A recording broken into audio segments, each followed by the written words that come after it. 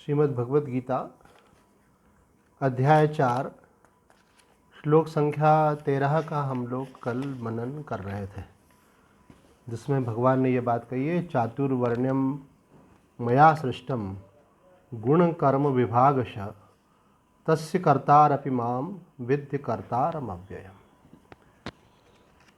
मेरे द्वारा गुण और कर्मों के विभाग पूर्वक 4 वर्णों की रचना की गई है। उस सृष्टि रचना आदि का कर्ता होने पर भी मुझ अविनाशी परमेश्वर को तू अकर्ता जान। अब यहाँ पर हम देखते हैं कि ये श्लोक जो है थोड़ा सा वर्तमान परिप्रेक्ष्य में विवादित हो गया है। विवादित होने का एक कारण तो यह है इसमें कि मुस्लिम धर्म वाले भी बड़े सक्रिय हैं और ईसाई धर्म वाले भी बहुत सक्रिय हैं और बहुत तेज़ी से धर्मांतरण का कार्य चल रहा है। तो उसमें विश्व हिंदू परिषद और उसमें पूरा सपोर्ट भारतीय जनता पार्टी का भी है। इन लोगों का ये कहना है कि भाई ये जो धर्मांतरण हो रहा है उसमें एक कारण ये भी है कि जो हमने ये वर्ण व्यवस्था बना रखी है, इसमें जो हम भेदभाव करते हैं और उनके प्रति निम्नता का भाव करते हैं, जो शूद्र हैं, तो उनको समान स्थान देने का प्रलोभन दे करके और अन्य प्रकार की सुविधाएं भी दे करके वो लोग जो है अपने धर्म में उनको ले लेते हैं। तो यदि हम चाहते हैं कि धर्मांतरण रुके तो हमको ये जाति पाति को मिटाना चाहिए और ये अब गवर्नमेंट का एजेंडा बन गया है कि जाति पाति को मिटाना है और वो इसको प्रमोट भी कर रहे हैं। उनके सारे जो तरीके हैं वो अपना रहे हैं और वो चाहते हैं कि ये चीज़ें ख़त्म होना चाहिए जाति पाति का। और बहुत सारे बौद्धिक लोग भी इस प्रकार से मानने लगे कि ये सब ठीक नहीं है, ये व्यवस्था नहीं होना चाहिए। अब बात आती है कि भाई हमारा शास्त्र क्या कहता है, हमारे आचार्य क्या कहते हैं, गुरुजन क्या कहते हैं। हम तो निष्पक्ष होकर के बता रहे हैं जो वर्तमान परिस्थिति है और आज के युग में जो लोगों की मन स्थिति है उसको देखते हुए और काल का प्रभाव है, तो बहुत सारे बच्चे ऐसे हैं जिन्होंने दूसरे वर्णों में विवाह किया हुआ है। पहले वो माता पिता उनको रोकते थे, अब धीरे धीरे हम देख रहे हैं कि पेरेंट्स की भी साइकोलॉजी ऐसी बन रही है कि भाई ठीक है, कम से कम हमारा इतना सम्मान तो है, हमसे पूछ रहे हैं। और तो उसको बोलते हैं कि लव बट अरेंज्ड मैरिज, कि प्रेम तो वो करते हैं, चुनाव तो वो करते हैं, फिर माता पिता को आके बताते हैं और माता पिता देख करके फिर बोलते हैं ठीक है भाई, तुम्हारी पसंद ये है, जीवन तुमको निर्वाह करना है, ऐसा करके। तो इस विषय में अब 2 मत स्पष्ट दिखाई देते हैं। एक हमारा पारंपरिक जो मत है, क्योंकि मैंने खुद सोचा कि आखिर इसमें कि आचार्य लोग कहना क्या चाहते हैं, तो अलग अलग संतों को भी पढ़ा मैंने, तो हम देखते हैं कि भाई कई लोगों को लगता है भाई हमारे लिए क्या फॉलो करना चाहिए, कई लोगों का तो अपना डिसीजन ही है। तो फॉलो करने वाली बात तो हमने देखी कि चाहे वो शंकराचार्य हो, चाहे रामसुखदास जी महाराज हों, चाहे जयदयाल गोयनका जी हों, अथवा अन्य जितने बड़े हमारे पूर्वाचार्य हैं, वो सब धर्म ग्रंथों को सर्वोपरि मानते हैं क्योंकि वो भगवान की वाणी है। तो उनका तो कहना है कि ये भगवान की बनाई हुई व्यवस्था है।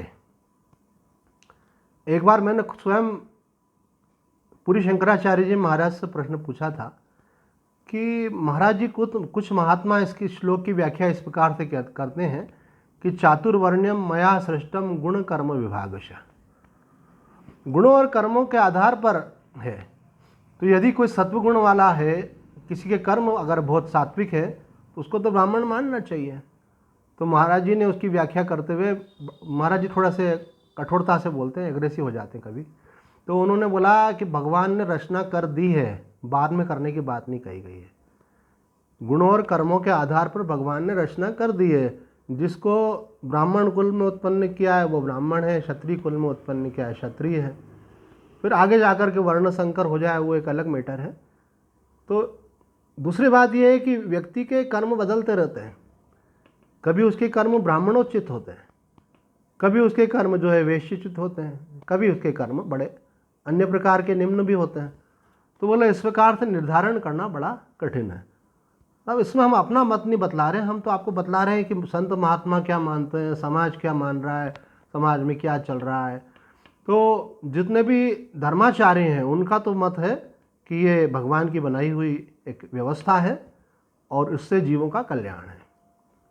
इसी प्रकार से कहीं कहीं पर स्त्री और पुरुष को लेकर के भी आती बातें कि कुछ चीज़ों में हमारे धर्मशास्त्र जो है उसमें पुरुषों का अधिकार मानते हैं, कुछ चीज़ों में वो मानते हैं कि स्त्री को ये नहीं करके ये करना चाहिए। तो उसमें भी कई माताएं बहनें जो हैं बड़ी आपत्ति दर्ज कराती हैं। तो उस विषय में भी आचार्यों से पूछा जाता है तो वो कहते हैं कि व्यक्ति की जो संरचना है उनको देखते हुए, उनके गुणों को देखते हुए, उनकी योग्यता को देखते हुए वो हमारे शास्त्रों ने व्यवस्था दी है। उसमें किसी के साथ भेदभाव नहीं किया है ना। जैसे उदाहरण के लिए मेरे यहाँ एक बच्चा आता था, अभी कुछ समय तक आता रहा, तो उसकी आयु तो कोई 20 साल की होगी, 22-24 साल की होगी, लेकिन उसकी मानसिक योग्यता जो थी वो 8-10 साल के बच्चे जैसी।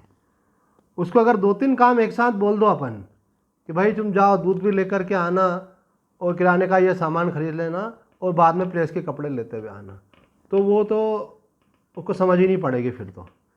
और उसको अगर एक काम बोला अपन ने कि जाओ ये करके आओ, ऐसे घर के भी 2-3 काम एक साथ बता दिए, पहले झाड़ू निकाल दो, फिर कपड़े भिगा करके कपड़े धो लेना, फिर पोछा लगाना, तो उसको समझ नहीं पड़ेगी। तो मैं उसकी मानसिक योग्यता समझता था, उसके अनुसार ही उसको एक बार में एक ही बात बोलता था ऐसे। और बाजार का भी कोई काम बोलना हो तो लिख करके देता था। तो हमारे शास्त्रों में भगवान ने गीता में ये बात अंतिम अध्याय में भी कही है कि स्वकर्मणा तमभ्यर्च सिद्धिम विन्दति मानव। जिसकी पात्रता को देखते हुए शास्त्र ने जिन कर्मों के लिए आदेश दिया है उन कर्मों को करते हुए मोक्ष को प्राप्त कर सकता है। मोक्ष की प्राप्ति में बाधा नहीं है, भगवत प्राप्ति में बाधा नहीं है, कल्याण में बाधा नहीं है। और ये भेदभाव भी मनुष्य का बनाया हुआ है। हमारे परिवार में हम देखते हैं कोई छोटा बच्चा होता है तो हम उसको कोई बड़ी 20 किलो की भरी हुई बकेट उठाने के लिए नहीं बोलते, हम जानते हैं छोटा बच्चा है ये, तो हम उसको छोटी चीज़ें लाने के लिए बोलते हैं, जाओ बेटा मम्मा से रोटी लेके आ जाओ, जाओ एक गिलास पानी लेके आ जाओ। और कभी वो थोड़ा ढोलता हुआ भी आता है तो बोलते कोई बात नहीं, कोई बात नहीं, क्यों, बच्चा है। तो हम पात्रता का विचार तो मनुष्य को सब जगह करना पड़ता है। आप देखो अभी कोई भी नौकरी होती है तो उसमें भी देखा जाता है कि जिसकी पात्रता है, हर व्यक्ति को तो कलेक्टर नहीं बनाया जाएगा, हर व्यक्ति को तो मिनिस्टर नहीं बनाया जाएगा, हर व्यक्ति को तो सर्जन नहीं बनाया जाएगा। तो उसके लिए पहले परीक्षा होती है, फिर उनके अंदर योग्यता होती है तब उनको। तो इसी प्रकार से धर्म के विषय में भी हमारे जन्मांतरों के कर्म के आधार पर जो जीव होता है, जीव में जन्म लेने के पहले गुणों की प्रधानता रहती है। किसी में सत्वगुण प्रधान है, किसी में रजोगुण प्रधान है, किसी में तमोगुण प्रधान है। तो उसके आधार पर ये वर्ण व्यवस्था दी गई है। जैसा कि स्वामी जी ने बड़ा सुंदर उसकी व्याख्या करते हुए बतलाया था कि अगर 50% मानो किसी के अंदर सत्वगुण है, 30% मानो रजोगुण है, 20% तमोगुण है, तो उसको ब्राह्मण की श्रेणी में रख लिया गया। और यदि किसी के अंदर रजोगुण की प्रधानता है, रजोगुण जो है 50% है, तो उनको क्षत्रिय और वैश्य की श्रेणी में रखा गया। और किसी में 50% यदि तमोगुण है और सत्वगुण रजोगुण दबे हुए हैं उससे, तो उसको शूद्र की श्रेणी में लिया गया। तो मतलब हम देखते हैं कि कुछ लोग जो है ना, मुझे याद आता है कि मैं यूनिवर्सिटी लाइब्रेरी पढ़ने जाता था, तो हम लाइब्रेरी पढ़ने जाते थे तो लगभग मानो हम 10 बजे पहुंच गए तो शाम को 6 बजे तक वहाँ बैठे रहते थे। बीच में 1-2 बार हम उठते थे कैंटीन जाने के लिए, चाय पीना है, रिलैक्स होना है इसके लिए। तो कॉम्पिटिटिव एग्ज़ाम देनी होती थी तो ऐसा पढ़ाई होती थी 8-8 घंटे की। तो वहाँ काउंटर पर एक पहलवान बैठता था, वो किताबें चेक करने की ड्यूटी उनको दी हुई थी। वो कोई पढ़ा लिखा नहीं था, वो वहाँ जुड़ा हुआ था, उसको वो सेवा दी हुई थी। वो देखता था कितनी किताबें आप अंदर लेकर जा रहे हो। अंदर तो किताबों का बहुत विशाल भंडार था, यूनिवर्सिटी लाइब्रेरी थी, और आप जो भी किताबें इशू करा के पढ़ना चाहो, जितनी पढ़ना चाहो पढ़ करके फिर वहीं जमा करानी होती थी। तो एक दिन पहलवान ने मुझे बोला कि आप ये 3-3, 4-4 किताब लेके आते हो, फिर अंदर से भी किताबें लेते हो और आप दिन भर पढ़ते हो, तो वो बोलता आपका खोपड़ा गर्म नहीं होता, ऐसा उसके अपनी भाषा में बोला। तो मैंने बोला कि तुम नहीं पढ़ पाते क्या कुछ? तो बोले मैं तो आधा घंटा कुछ पढ़ता हूँ तो मेरा दिमाग गर्म हो जाता है एकदम से, ज़्यादा मेरे कुछ पढ़ने का मेरे से बनता नहीं है ऐसा। तो मैंने कहा तुम दंड बैठक कितनी लगाते हो? बोले गुरुजी 1000 लगाता हूँ पूरी। और दूध कितना पीते हो? बोले 1 लीटर पीते हो। मैंने कहा हम 1 लीटर दूध पी ले तो हमारा तो डाइजेशन खराब हो जाए, लूज मोशन हो जाए, और 1000 दंड बैठक लगाए तो हम तो जिंदा ही नहीं रहे ऐसे। तो तुम्हारी अपनी योग्यता है, किसी की शारीरिक योग्यता ज़्यादा होती है, किसी की मानसिक योग्यता ज़्यादा होती है। एक परिवार में भी 3 बच्चे होते हैं तो तीनों की मानसिक योग्यताएं अलग अलग होती हैं। मैं एक परिवार में कुछ साल तक रहा, सत्संग करता था, तो उनकी 3 बेटियां थी। न तो बड़ी बिटिया रेगुलर कभी सत्संग में आई, न छोटी आई, बीच वाली बिटिया रेगुलर आती रही। जितने साल रहा, 4 साल 5 साल वहाँ पर। तो ये पूर्व जन्म के संस्कार रहते हैं ऐसे। तो उन्होंने कहा है कि ये प्रश्न उठाया है एग्जैक्टली कि अगर कर्मों के आधार पर मान लिया जाए, तो उन्होंने कहा कर्मों के आधार पर इसको नहीं माना जा सकता, इनको मानने से जो है बड़ी अव्यवस्था हो जाएगी। अब सरकार जो है उनका अपना जो भी एजेंडा है उसके आधार पे अभी हमारे पास एक मंत्री जी आए थे, तो उनका कहना था कि कई ब्राह्मण लोग जो हैं वो विधिवत जो है संस्कृत सीखते नहीं है, पाठ करना उनको आता नहीं है, और मंदिर में वो करवाते हैं तो गलत उच्चारण करते हैं। वो परिवार से तो वो जन्म से तो ब्राह्मण है, लेकिन उनको वो कर्म करवाने का अधिकार भी है शास्त्रीय दृष्टि से, लेकिन उनको योग्यता नहीं है। तो सरकार का ये कहना है कि जिसको योग्यता होगी वो कर सकता है, जिसको योग्यता वो नहीं कर सकता। तो मैंने हाँ बिल्कुल सही बात है, योग्य व्यक्ति कोई मंदिर में आपको अगर भगवान का अभिषेक करना है, कोई पूजन करवाना है, तो मंत्र का उच्चारण जो सही करेगा तो उसी से ही तो फल मिल पाएगा यजमान को भी। तो बोले नहीं स्वामी जी बात यही नहीं है, सरकार का ये कहना है कि हमको जाति से कोई मतलब नहीं है। तो अभी बोले केरल में तो ये व्यवस्था हो गई कि जो शूद्र हैं वो मंदिर में पूजा करने लगे। अब ये बाकी प्रदेशों में भी ये चीज़ें होने की संभावना है। तो हम तो समाज की जो स्थिति उसका वर्णन कर रहे हैं, हम किस पक्ष में ये बात नहीं बोल रहे हैं, हम तो निर्गुण हैं, असंग हैं, जो है उसको देख रहे हैं साक्षियों के। तो व्यवस्था ये चल रही है कि बड़ा आपस में धर्माचार्यों का और विश्व हिंदू का संरक्षण करने वाले जो ये विश्व हिंदू परिषद है, बजरंग दल है, बीजेपी है, इनकी अपनी एक सोच है। तो 1-2 बार मेरे सामने भी ऐसे आमना सामना हुआ, शंकराचार्य निश्चलानंद जी महाराज के सामने। अभी कल ही एक वीडियो देख रहा था, उसमें भी उन्होंने कहा, तो उन्होंने कहा कि तुम लोग धर्म को मेटने की व्यवस्था बना रहे हो। बोले धर्म की रक्षा नहीं करोगे, धर्म की रक्षा तो धर्म के तरीके से होगी। हमारे यहाँ उनको कभी छोटा नहीं माना गया, ये तो समाज में दोष आ गया कि उनको छोटा मानने लगे, निम्न मानने लगे, उन पे अत्याचार करने लगे। ये बिल्कुल गलत है, ऐसा नहीं करना चाहिए, है ना। हमारे घर में छोटा बच्चा होता है तो उसके साथ प्यार से वैसे ही व्यवहार किया जाता है ना। बैंक है तो आप बैंक में जाते हैं तो आपको वहाँ गार्ड मिलता है, तो ऐसा थोड़ी कि गार्ड में कमी हो गई और मैनेजर बहुत बड़ा हो गया। गार्ड का अपना रोल है, कोई रुपये छीनने लगेगा तो गार्ड ही हेल्प करेगा आपको। और अगर आपकी पासबुक अथवा चेक कोई भी चीज़, आपका चेक रुक गया है कहीं पे, तो आप प्यून को ही बोलेंगे यार भैया देखना यार कहाँ रुक गया है, थोड़ा आगे बढ़वा, मुझे देर हो रही है। तो सबका अपना अपना रोल होता है। तो 4 प्रकार के लोग जैसे हमने बताया कि किसी भी संस्था में रहते हैं, घर में भी रहते हैं, उसी प्रकार से समाज में भी रहते हैं। और भगवान ने इसमें यहाँ पर रामसूदास जी महाराज कहते हैं केवल मनुष्यों में ही नहीं, पशुओं में भी 4 प्रकार बताए। गाय को जो है ब्राह्मण माना है, सात्विक ऐसे। कुत्ते को जो है चांडाल की योनि में शूद्र माना है, इसलिए कुत्ता पालने के लिए मना करते हैं। कुत्ता जो है उसको रोटी देना चाहिए, कुत्ते को रोटी देना अच्छा माना गया है, लेकिन पालना अच्छा नहीं माना गया है। पालना किसको माना गया है? गाय को। लेकिन अब युग का प्रभाव है, लोग गाय नहीं पालते, कुत्ता पालते हैं ऐसा। और कई संतों ने, चाहे डोंगरे महाराज हो, राजन दास जी महाराज हो, और कई मुरारी बापू, सब ने बोला है इसके ऊपर, है ना। रमेश भाई हो जाओ कि कुत्ता पालने वाले की संभावना रहती कि मरने के बाद वो अगला जन्म उसको कुत्ते का मिलेगा ऐसे। इसलिए कुत्ता पालना नहीं चाहिए। कुत्ते को आप प्रेम करें, रोटी दें, वो रक्षा कर रहा है, वो भी जीव है, वो सब रूपों में भगवान ही है, सबसे प्रेम करना चाहिए। लेकिन पालने से क्या होगा, उसमें आपका मोह हो जाएगा और आपकी वृत्ति उसमें लगी रहेगी। जैसे बच्चों से प्रेम होता है, ऐसे ही कोई आप जीव पाल लो तो उससे भी प्रेम हो जाता है। गाय को पालना बहुत अच्छा माना गया है कि तो उसमें सब देवताओं का निवास है, उनके रहने मात्र से कई प्रकार के दोष दूर हो जाते हैं। तो शास्त्र की बात है भाई, जो माने माने, नहीं माने नहीं माने। व्यवस्थाएं बिगड़ रही हैं तो बिगड़ रही हैं, समय के साथ होता है ऐसा। तो उसमें ये कहा है कि अगर चूंकि अब लोग मान ही नहीं रहे तो अब वैसे ही मान लो कि भाई कर्म के आधार पर ही, तो उन्होंने कहा नहीं, ऐसा करने का मतलब है कि आप उनके साथी बन करके इस व्यवस्था को मेटना चाह रहे हैं। तो बोले नहीं, इसको मेटना नहीं है, आपको ऐसा अगर आप करेंगे तो आपका ये कार्य जो है, उन्होंने कहा अगर कोई शूद्र मंदिर में पूजा करवाने लगेगा तो उस शूद्र को भी दोष लगेगा और पूजा करवाने वाले व्यक्ति को भी उसका फल नहीं मिलेगा, क्योंकि उसकी उसमें पात्रता नहीं है ना। अभी हम आज थोड़ा विवादित विषय उठा रहे हैं, तो क्योंकि इसमें हम अपना मत नहीं बोल रहे हैं, जो मत माने जाते हैं वो बता रहे हैं आप।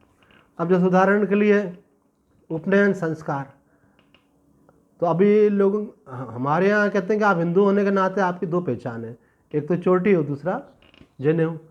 अब आप जनेऊ पहनते नहीं, चोटी आप रखते नहीं, तो आपकी पहचान क्या है? हिंदू और मुसलमान चेहरे से देख के कोई पहचान ही नहीं सकता। न तिलक लगाते हैं न चोटी वो देखो आप बिल्कुल, वो टोपी लगाने में कोई संकोच नहीं करते, लेकिन हम लोग जो तिलक लगाने में संकोच कर रहे हैं, हम लोग मंदिर जाने में हमारे बच्चे संकोच कर रहे हैं, तो ये बिल्कुल गलत है ना। तो अब उसमें ये है कि भाई सन्यास क्या होता है? तो सन्यास में दो चीज़ों का त्याग होता है, एक शिखा और दूसरा सूत्र। सूत्र का मतलब होता है जनेऊ।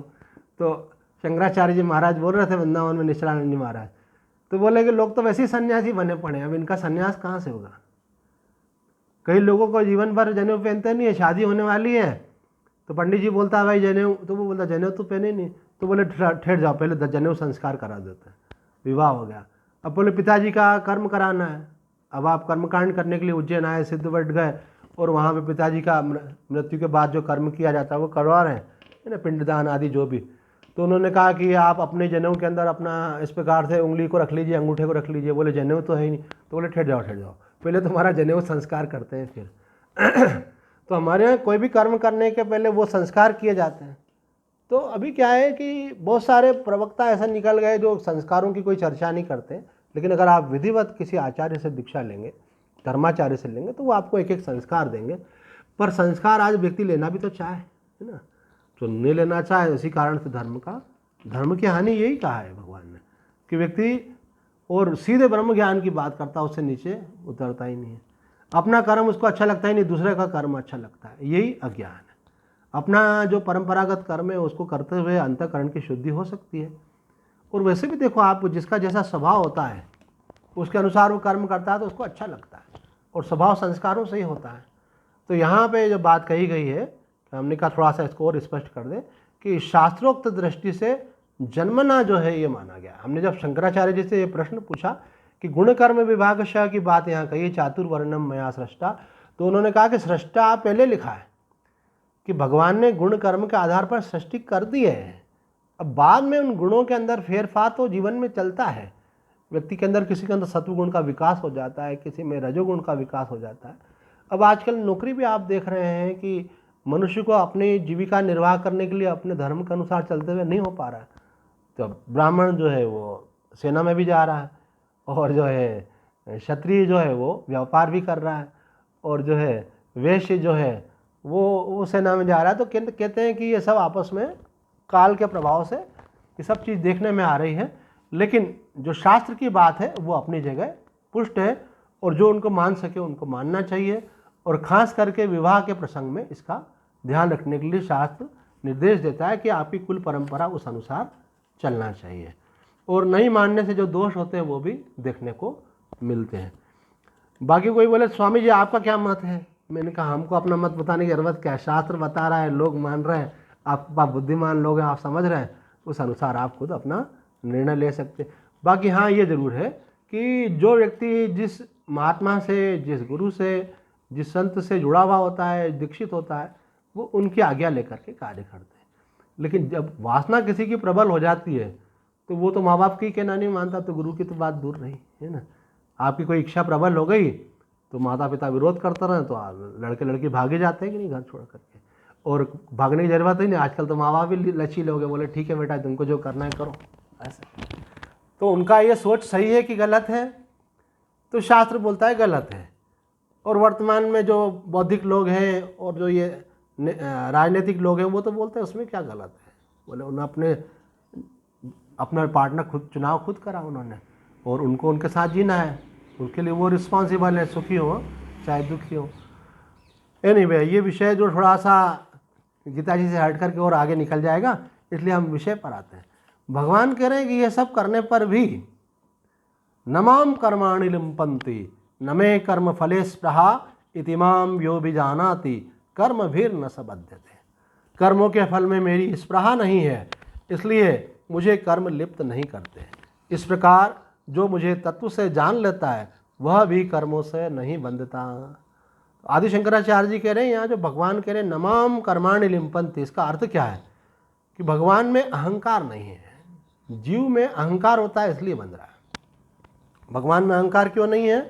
क्योंकि भगवान जिस शरीर के द्वारा रचना हो रही है, मानो भगवान ने, अथवा जिस उपाधि के द्वारा, माया शक्ति के द्वारा रचना हो रही है, तो उसके साथ तादात्म्य नहीं करते हैं। हम लोग क्या होता है, जिस शरीर से कर्म करते हैं उस शरीर के साथ जुड़ जाते हैं, तो हमको ये लगता है काम तो करता है शरीर और हम मानते क्या है कि मैंने किया। चिंतन तो करता है मन, लेकिन हम क्या मान लेते हैं कि मैंने सोचा। तो स्थूल और सूक्ष्म दोनों स्तरों पर तादात्म्य हो जाने के कारण कर्तापन का अभिमान आता है। लेकिन भगवान जो है वो सर्वतंत्र स्वतंत्र मुक्त हैं और वो किसी चीज़ से जुड़े हुए नहीं हैं, तादात्म्य नहीं है, वो अपने सच्चिदानंद स्वरूप में प्रतिष्ठित हैं। इसलिए उनके द्वारा जब कर्म होता है तो अहंकार नहीं होने के कारण भगवान बोलते हैं मुझे कर्म लिप्त नहीं करते। दूसरी बात भगवान यहाँ करें न मे कर्म फले स्पृहा, मुझे कर्म फल की स्पृहा भी नहीं है।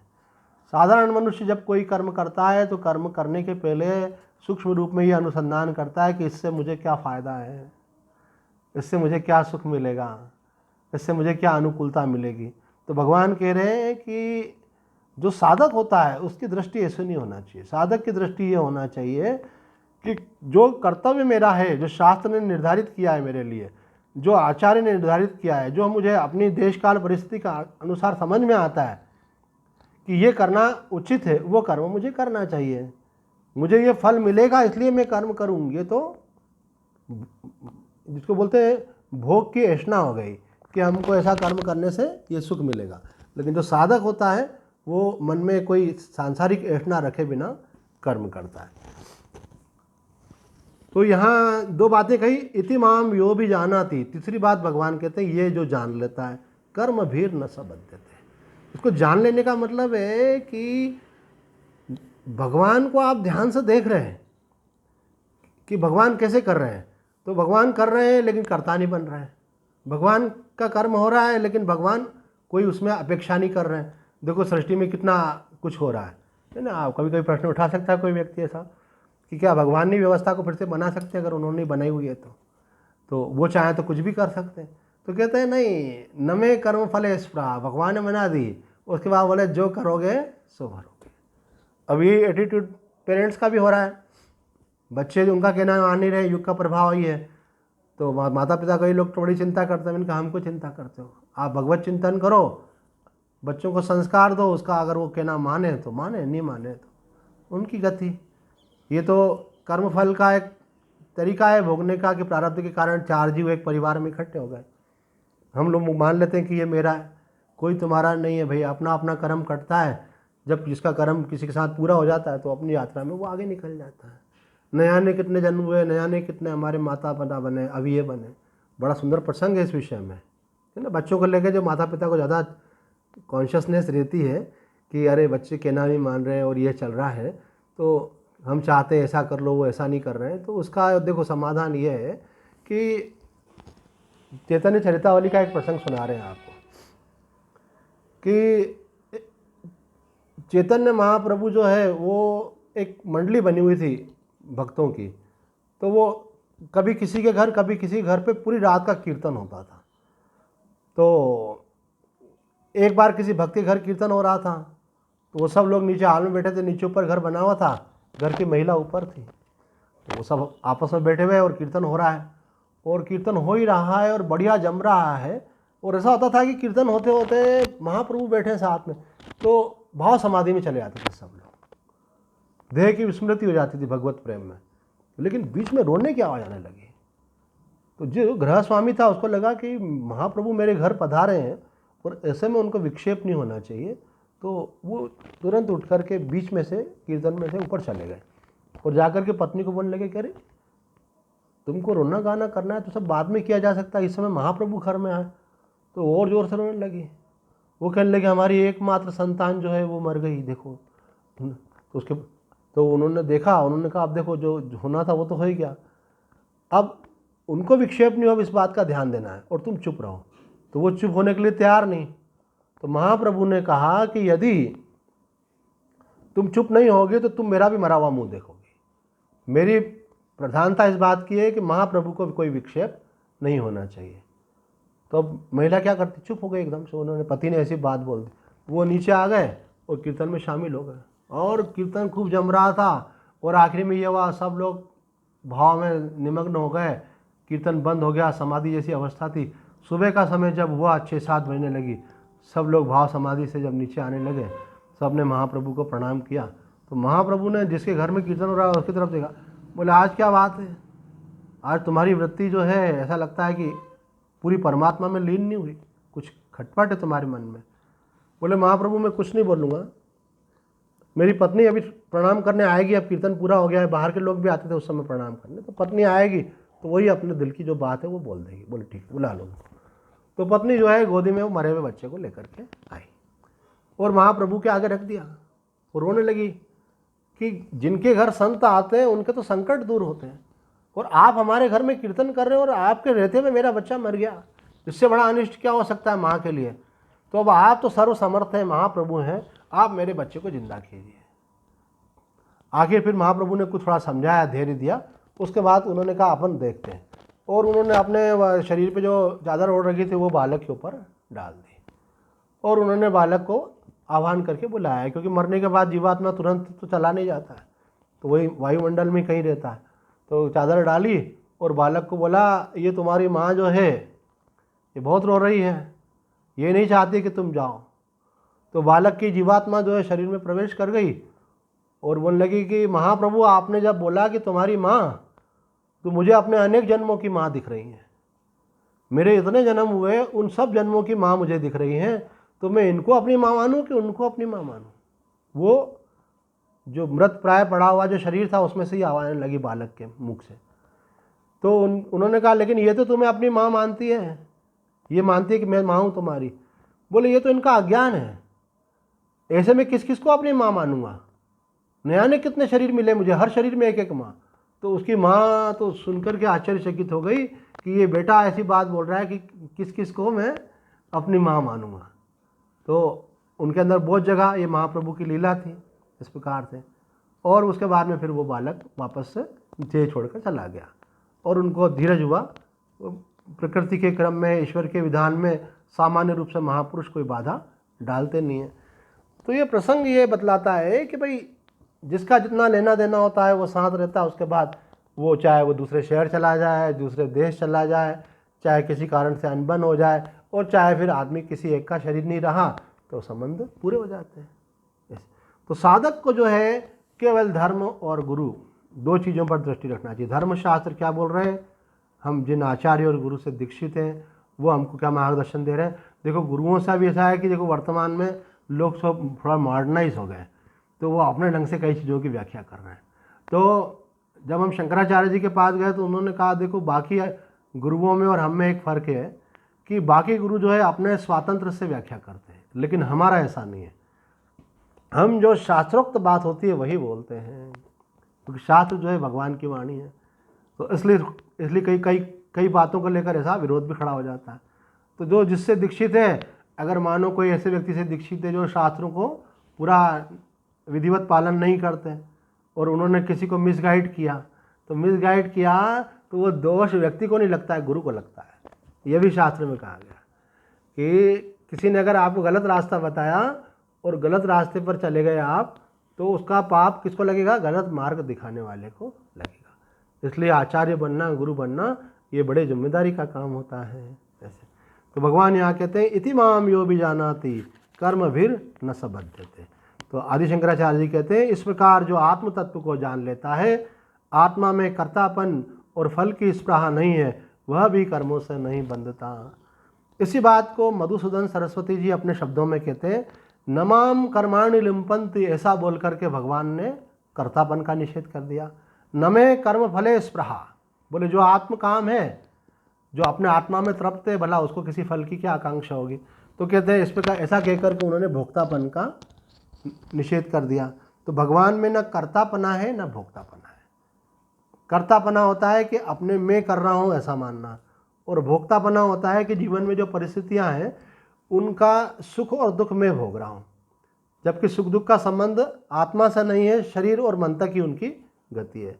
कष्ट होता है शरीर को और सुख दुख होता है मन को, और हम आत्मा असंग हैं। तो जब हम आत्मबोध में रहते हैं तो हमको ये बात समझ में आती है कि हम भोक्ता नहीं है। तो कह रहे हैं कि इस प्रकार से एक शब्द में उन्होंने बात बोली है ध्यान देने योग्य। एक सूत्र अगर पकड़ ले तो आदमी की साधना में बहुत उच्च गति हो सकती है। वो ये मधुसूदन सरस्वती मतलब बहुत उच्च कोटि के सिद्ध महापुरुष, तो वो बोल रहे हैं अकर्ता भाव आत्मा के ज्ञान से वह मुक्त हो जाता है। तो क्या आप मुक्त होना चाहते हैं? तो न तो इधर भागने से न उधर भागने से कुछ होना, न ये करने से न वो करने से कुछ होना है, ज्ञान से ही मुक्ति होगी। तो कौन से ज्ञान से? तो बोले एक सूत्र को दृढ़ता से पकड़ लो, शरीर से होने वाले कर्मों में अपने को कर्ता मत मानो। ये बात यहाँ पे उड़िया बाबा जी भी बोलेंगे। वो कहते हैं उड़िया बाबा जी कि यह श्लोक जीवन मुक्त और ईश्वर दोनों के विषय में लागू होता है। गीता में यह दिखलाया गया है भक्ति करते हुए भी कर्म नहीं बांध सकते, फिर ज्ञान के विषय में तो कहना ही क्या है। भक्ति को क्यों नहीं मानते कर्म? क्योंकि वो मानता मैं नहीं कर रहा हूँ, भगवान कर रहे हैं। ज्ञानी को क्यों नहीं मानते? क्योंकि वो मानता है कि गुणा गुणेषु वर्तन्ते, प्रकृति के गुणों के द्वारा कर्म हो रहे। सत्वगुण आया सत्संग कर लिया, रजोगुण आया घर का व्यवहार कर लिया, तमोगुण आया आराम कर लिया। तो बोले हम करता तो है ही नहीं, गुणों के द्वारा कर्म हो रहे। भक्त बोलता मैं नहीं कर रहा हूँ, ये शरीर के द्वारा भगवान ही करवा रहे हैं। ये शरीर यंत्र है और वो यंत्र ही है। तो यहाँ पे उड़िया बाबा कह रहे हैं कि न तो भक्ति मार्ग से और न ज्ञान मार्ग से आप किसी बंधन में पड़ते हैं, दोनों में से किसी एक को दृढ़ता से पकड़ लें। तो सूत्र क्या है कि ये निश्चय कर लें कि मैं करता नहीं हूँ। रमन महर्षि जी से किसी ने पूछा कि मैं चाहता हूँ कि संसार के कार्य छोड़ करके और संन्यास ले लूँ। तो महर्षि जी ने कहा कि ये कार्य करना और नहीं करना इसका संबंध तुम्हारे डिसीजन पर नहीं है, यह शरीर का प्रारब्ध रहता है। जिसका जैसा प्रारब्ध होता है वैसा वो करता है। तो बोला आपने तो लिया संन्यास, उन्होंने बोला मेरा शरीर का यही प्रारब्ध होगा। तो वो कहने लगा हो सकता है मेरा भी यही प्रारब्ध हो। तो महर्षि ने कहा अगर ऐसा प्रारब्ध होगा तो ऐसा हो जाएगा। तो बोले इसका संबंध मुक्ति से नहीं है। बोले मुक्ति का संबंध है कि आप अपने को कर्ता मानते हो तो आप बंधन में हो, और आप जब अपने को कर्मों का कर्ता नहीं मान करके साक्षी भाव में आत्म भाव में आप स्थित रहते हो तो आपको कर्म बंधन से मुक्ति मिल जाती है। तो सूत्र क्या दिया कि अकर्ता आत्मा के ज्ञान से वह मुक्त हो जाता है। ज्ञान का मतलब नॉट ओनली इंफॉर्मेशन, केवल बौद्धिक जानकारी मात्र नहीं। ज्ञान का मतलब है कि उसमें आपकी स्थिति होना।